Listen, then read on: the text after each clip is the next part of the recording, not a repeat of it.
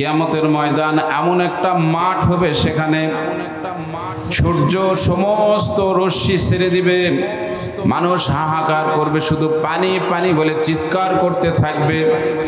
হাহাকার বিভীষিকাময় অবস্থা, মাটি তামা হয়ে যাবে, মানুষের মগজগুলো গলতে থাকবে, নাভিস্থল পর্যন্ত জিহ্বা ঝুলে পড়বে, মানুষ কেউ কাকে চিনবে না, মানুষ হয়রান পেরেশানি হয়ে যাবে, মানুষ শুধু পানি পানি করে চিৎকার করতে থাকবে। বিভীষিকাময় অবস্থানে আপনাকে আমাকে সবাইকে সেখানে যেতে হবে। বুদ্ধিমান ওই ব্যক্তি যে পরকালের পুঁজি সঞ্চয় করে রাখে। কিয়ামতের ময়দানে 7 শ্রেণীর ব্যক্তি আরশের নিচে ছায়ায় তারা অবস্থান করবে। নবীও নয়, শহীদও নয়, সাধারণ শ্রেণীর তারা লোক হবে। সুবহানাল্লাহ। আল্লাহ যেন সেই স্থানে আমাদেরকে শান্তশিষ্টভাবে বসার তৌফিক দান করেন, বলেন আমিন। এমন বিভীষিকাময় অবস্থা, সেখানে পানি পানি বলে চিৎকার মানুষ করতে থাকবে। আল্লাহ পাকের গর্জন, আর সেদিকে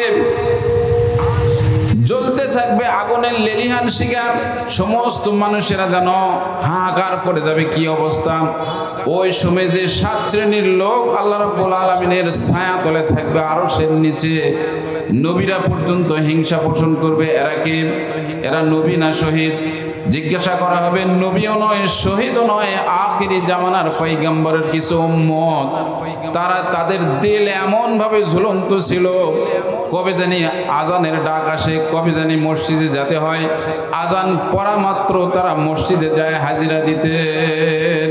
সুবহানাল্লাহ। তাদের দিলটা সবসময়, তার মধ্যে 1 নম্বর ব্যক্তি হচ্ছে তাদের দিলটা সবসময় মসজিদের সঙ্গে লটকানো থাকে। নেই পরায়ণ বাদশাহ, পড়ে নেবেন বুখারী শরীফের হাদিস। মূল আলোচনায় আসি। রাসূলের প্রশংসা। আল্লাহর রাসূল মক্কা থেকে মদিনায় হিজরত করলেন। নির্যাতনের একেবারে শেষ প্রান্তে তাকে পৌঁছায় দিয়েছেন।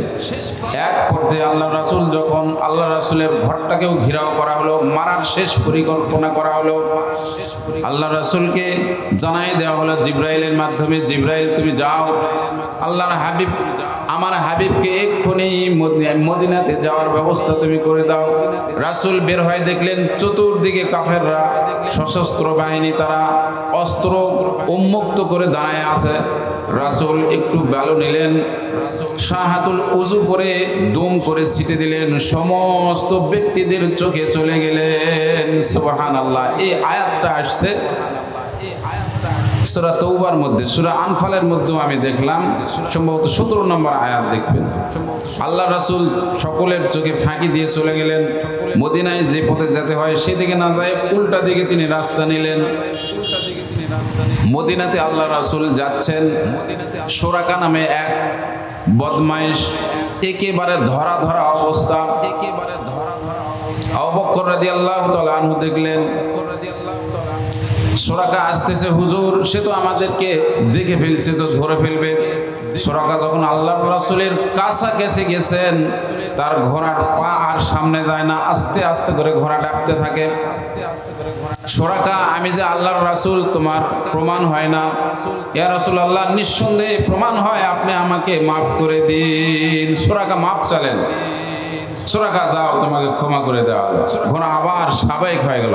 সুরাকার লোভ জেগে উঠল, 100টা উট, এ তো ছাড়া যাবে না। আবার তিনি সামনে অগ্রসর হতে লাগলেন।